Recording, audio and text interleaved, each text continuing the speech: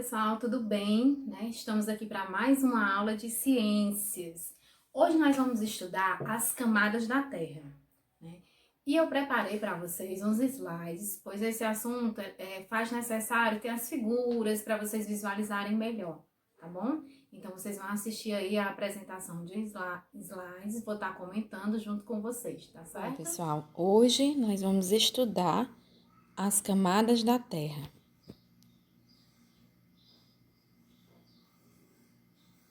A Terra é formada por características bastante diferentes: a crosta, o manto e o núcleo.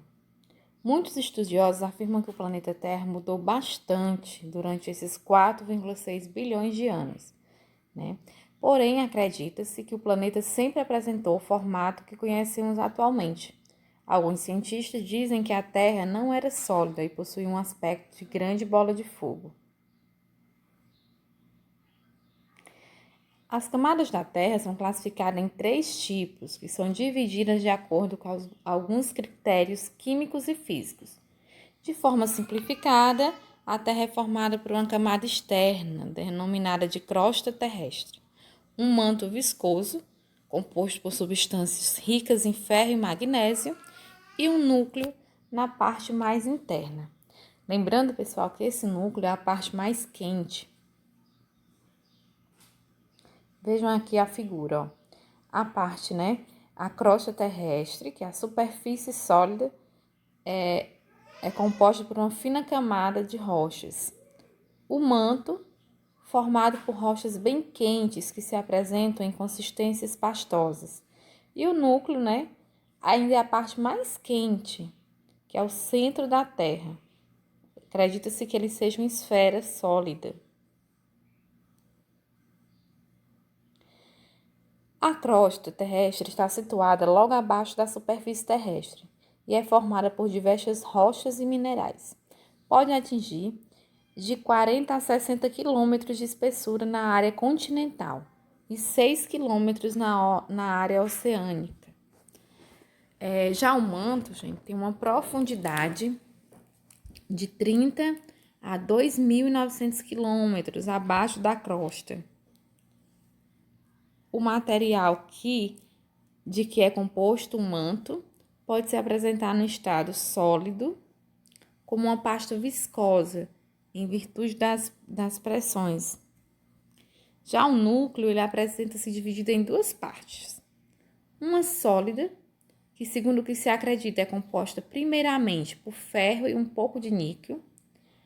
E alguns cientistas afirmam que o núcleo interno pode estar na forma de um único cristal de ferro e uma parte líquida, que envolve a primeira camada e é formada por ferro e níquel em estado líquido. E as temperaturas são altíssimas, cerca de 5.000 graus centígrados.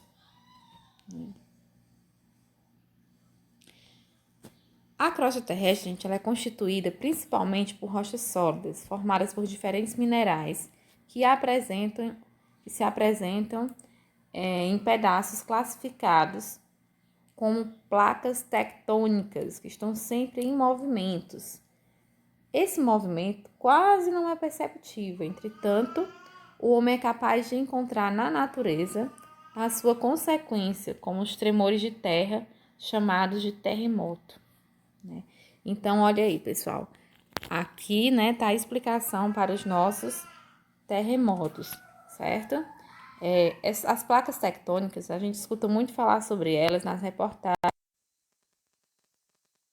Acontece algum terremoto, tipo no Japão, enfim. O movimento dessas placas, esses pedaços enormes de terra, quando eles se movimentam um pouquinho e se chocam, é a causa dos terremotos, né? Graças a Deus, no nosso país, nós não temos tanto esse fenômeno. Mas em países como o Japão, a gente escuta muitas notícias.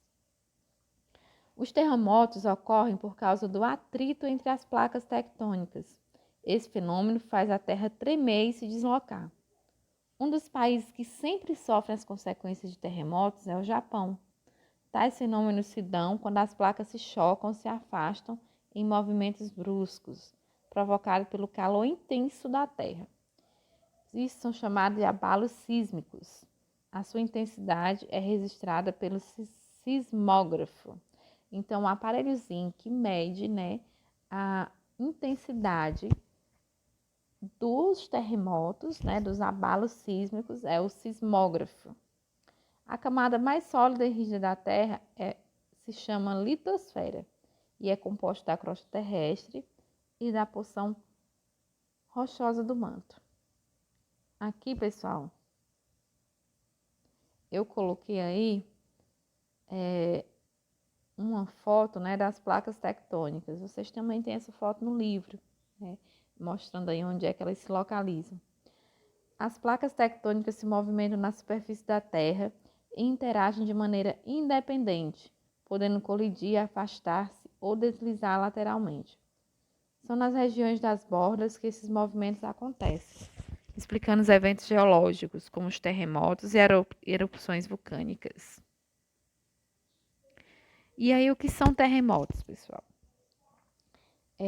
Eu coloquei aí uma imagem, né, de um prédio destruído por um terremoto. Os terremotos, eles são os abalos bruscos na superfície da Terra, que ocorrem principalmente nas regiões de encontro entre as placas. Epicentro é o ponto da superfície terrestre onde se registra a intensidade máxima de um terremoto, né? E só coloquei aqui para lembrar que o sismógrafo é um instrumento que registra os abalos sísmicos dos terremotos, só lembrando, ok? Então, quando nós escutamos falar em epicentro do terremoto, o epicentro foi o local que o terremoto aconteceu de forma mais intensa, né? Já os vulcões são formados pelo acúmulo do material magmático despejado por sucessivas erupções. Os vulcões podem ser encontrados na terra ou no mar, né? Os vulcões entram em erupção e cospem uma rocha derretida, chamada de magma. O magma que sai se chama lava e ao esfriar endurece, formando uma rocha. Lembrando que ele sai numa temperatura muito alta, né? Cataclismos são fenômenos naturais que modificam para sempre a estrutura do ambiente. Por exemplo, quando um vulcão destrói uma cidade, um terremoto, ou até o desaparecimento de trechos de terra, né? Quando tem esses fenômenos naturais que destroem, né? Que modificam a paisagem, são chamados de cataclismos. Vulcanismo. O vulcanismo é um fenômeno geológico que ocorre no interior da Terra para a superfície, quando há extravasamento de magma em forma de lava, além de gases e fumaças. O termo vulcanismo é utilizado para designar uma série de fenômenos e elementos vulcânicos. Bom, agora nós vamos conversar um pouquinho sobre a atmosfera, né? A atmosfera, gente, é a camada gasosa que envolve a Terra. A existência de vida tem relação com a atmosfera da seguinte forma. Vamos voltar aqui. A camada da Terra na atmosfera lá, ela contém oxigênio, né? E o oxigênio, vocês sabem que ele é utilizado na respiração. E também o gás carbônico, que é utilizado na fotossíntese, né? Aquele processo que as plantas fazem para sobreviver. A atmosfera impede que os meteoros, né, atinjam a superfície da Terra. Pelo menos esses meteoros pequenos, os maiores, mais difícil. Protege a Terra das radiações nocivas emitidas pelo Sol. Redistribui a água evaporada da superfície terrestre de forma de chuva. E ajuda a diminuir o calor durante o dia e protege nosso corpo contra o excesso de energia dos raios solares. Então, a atmosfera é essencial, né? Ela é uma camada de proteção da Terra. Os cientistas verificam que a propriedade da atmosfera varia entre diferentes altitudes. Assim, podemos identificar 5 camadas diferentes.